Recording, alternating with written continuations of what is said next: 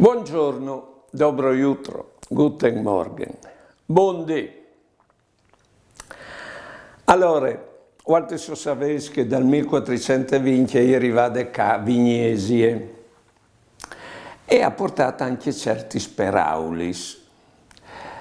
No, quando una femmina è chiariade di Heinz e è anche malmitude, o disin che è vecchie carampane, o spieghi di dove anche il carampane.